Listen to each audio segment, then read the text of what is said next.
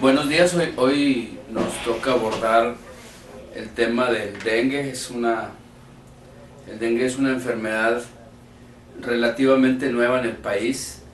Es una enfermedad que ha reemergido. En el norte del país normalmente existe. Esta enfermedad está catalogada dentro de las enfermedades transmitidas por vector. ¿Qué significa esto? Significa que es una enfermedad que para su transmisión requiere de un vector. ¿Qué es un vector? Un vector puede ser un objeto, un vector puede ser un animal, y en este caso, en el caso muy particular de dengue, el vector es un zancudo. Para que haya transmisión de dengue tiene que haber a fuerza la intervención de un zancudo. Este zancudo se llama Aedes aegypti.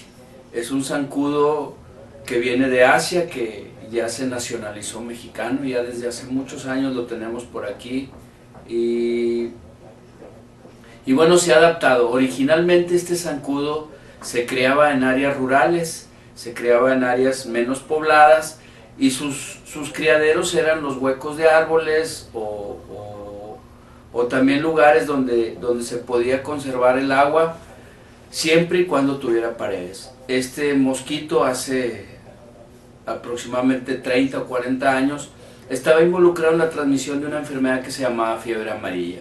La fiebre amarilla fue erradicada y el mosquito empezó a agarrar las áreas urbanas, las manchas urbanas, se empezó a domesticar y llega a nuestros patios, llega a nuestros domicilios, y ahí se instala, siendo sus criaderos más comunes el aire lavado, las llantas, las cubetas, las hieleras, las plantas de agua, etc. El mosquito busca mucho, le gustan mucho como criaderos los recipientes que tienen paredes. Esto es un hecho muy relevante porque normalmente asociamos al mosquito con los charcos, con los ríos, con los arroyos, con las lagunas, etcétera, etcétera. Pero sin embargo, esos no son los criaderos de Aedes aegypti. Sí son criaderos de otros zancudos, pero no de Aedes aegypti. Aedes aegypti es un mosquito más doméstico. De hecho, déjenme decirle a son de broma que el Aedes aegypti nace, crece, se reproduce y se alimenta dentro de nuestra familia.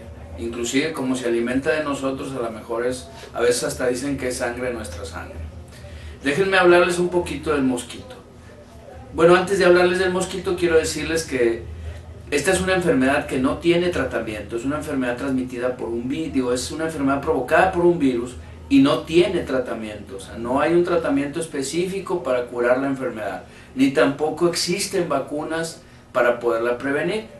Los mecanismos que usamos de prevención es eliminando al mosquito transmisor, eliminando a Aedes aegypti, tratando de controlar las poblaciones de Aedes aegypti. ¿Cómo le hacemos? Bueno, primero tendríamos que conocer muy bien al mosquito, saber cuáles son sus cualidades y cuáles son sus debilidades. Déjenme decirles algo.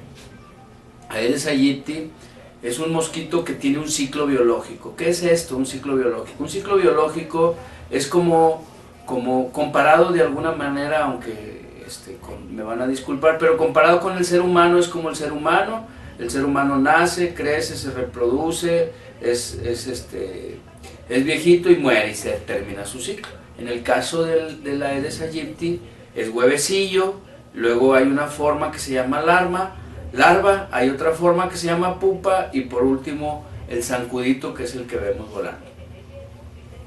Es importante saber que todo este ciclo, desde que es huevecillo hasta que es adulto, lo hace aproximadamente entre 7 a 15 días. Dependiendo de las condiciones climatológicas. Eso es un elemento muy importante en la vida del zancudo. El huevecillo, ¿qué pasa con el huevecillo?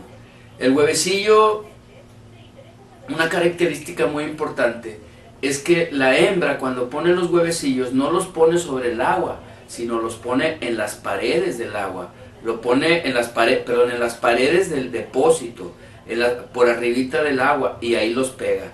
Y esto es importante porque hay un factor que tiene el huevecillo que se llama diapausa. ¿Qué es la diapausa? La diapausa es la habilidad o la capacidad del huevecillo para poder sobrevivir hasta por un año. ¿Qué significa esto?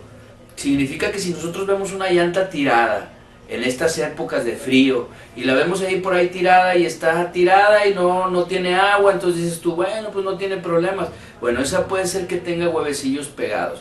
Viene en marzo, abril, mayo las primeras lluvias, o regamos nuestro jardín y cae agua dentro de la llanta, llega a tocar el huevecillo y se embriona el huevecillo y empieza la reproducción. Después del huevecillo, cuando eclosiona, se forma la larva. La larva es la que más conocemos. Su nombre científico es larva, pero la conocen como maromero, gusarapo, tornillo, en diferentes partes del país. Normalmente nosotros aquí en Nuevo León la conocemos como maromero.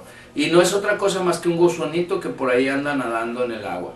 Déjenme decirles que cuando nosotros hace mucho tiempo íbamos con la gente y le decíamos que de esas larvitas o de esos gusanitos iban a ser un zancudo, pues obviamente que no lo asociaba la gente. La gente decía, no puede ser, o sea, no puede ser algo que esté nadando, vaya a estar volando. Entonces es imposible. La larva es la parte más susceptible en la que podemos nosotros atacarlo. ¿Cómo es que podemos atacar la larva? Bueno, si nosotros encontramos larvas en una cubeta, por ejemplo, que es de uso doméstico para trapear o para algunos enseres domésticos propios de la casa, bueno, lo único que tenemos que hacer es vaciar la cubeta de agua y ya con eso mantener la boca abajo para que ya no se vuelva a llenar de agua y ya no sea un criadero de Aedes aegypti. La larva es la más susceptible que tenemos de atacar por una razón muy importante. La tenemos cautiva. Ya sabemos que la larva va a estar dentro de una cubeta, va a estar dentro del aire lavado, va a estar dentro de un tambo, va a estar dentro de una llanta. Entonces la larva no va a andar brincando de un depósito a otro. Lo tenemos cautivo y son depósitos que tenemos en nuestra casa. Después de la larva existe la pupa, es otra fase más. Esta fase no se muere, la pupa es viene a ser como una comilla, como una cabezoncita, como una cabecita con cola, ¿sí? Y esa es la pupa.